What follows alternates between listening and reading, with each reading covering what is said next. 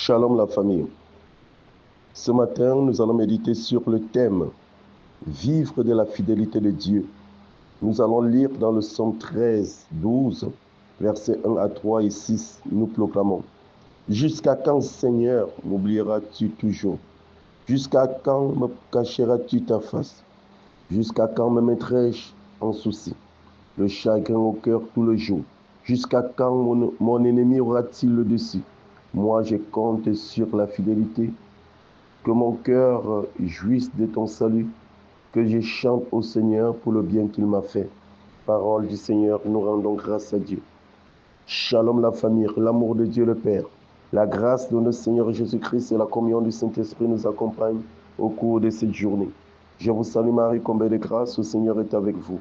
Vous êtes bénie entre toutes les femmes et Jésus, le fruit de vos entrailles, est béni. Sainte Marie, Mère de Dieu, priez pour nous pauvres pécheurs, maintenant et à l'heure de notre mort. Amen.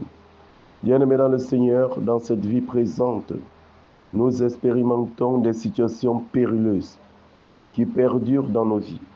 Nous avons prié, jeûné, nous avons assisté ou bien participé à des neuvaines, des campagnes d'évangélisation, des croisades, et nous sommes sans solution. Cette situation pénible ne date pas de quelques mois, mais des années, 10 ans, 20 ans, etc.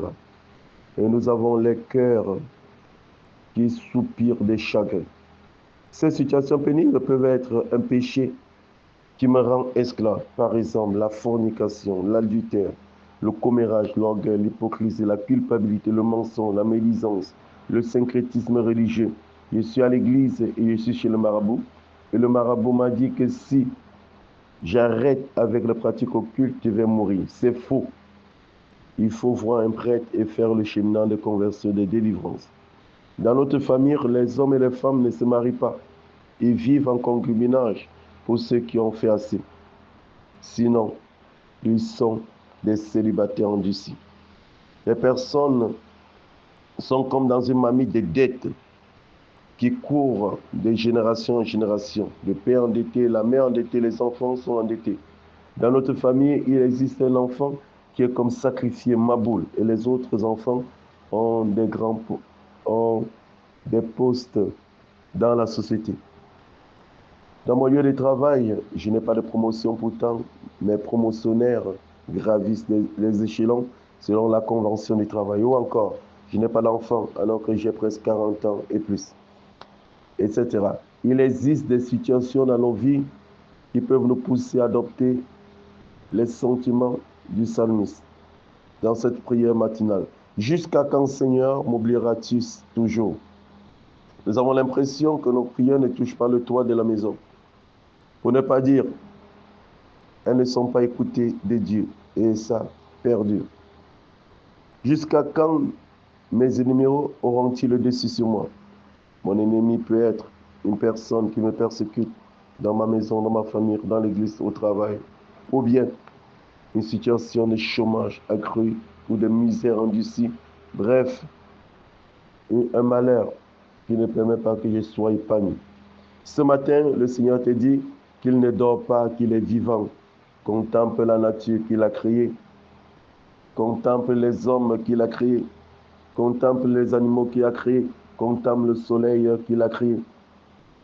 Il te dit que tous tes cheveux sont comptés. Et sa fidélité ne dépend pas de l'homme, des circonstances. Mais il est fidèle en lui-même. Même si l'homme est infidèle, il demeure fidèle. La parole de Dieu déclare, il y a un temps pour tout.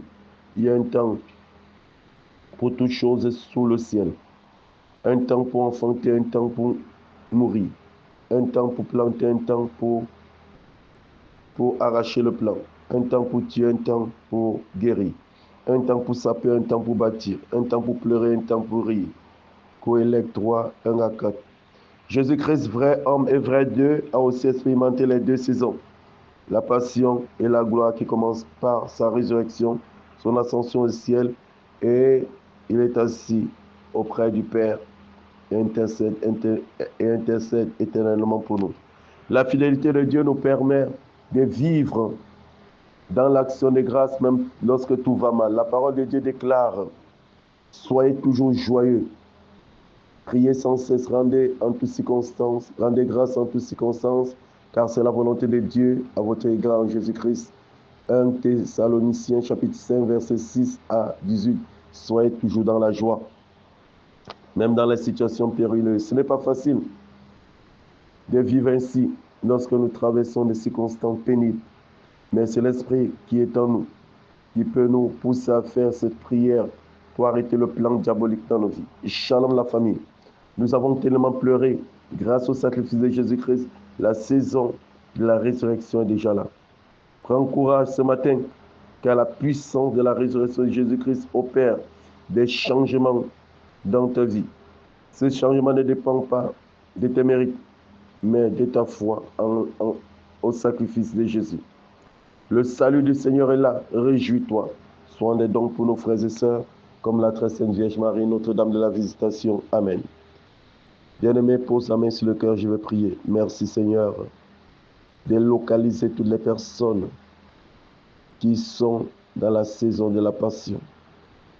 Merci de répandre le Saint-Esprit dans le cœur, afin que, au lieu de sombrer dans le stress, l'angoisse, l'amertume, la puissance surnaturelle du Saint-Esprit les accorde la force nécessaire pour être toujours debout dans la joie, dans la prière, et de persévérer pour accueillir la saison de gloire, la saison de victoire.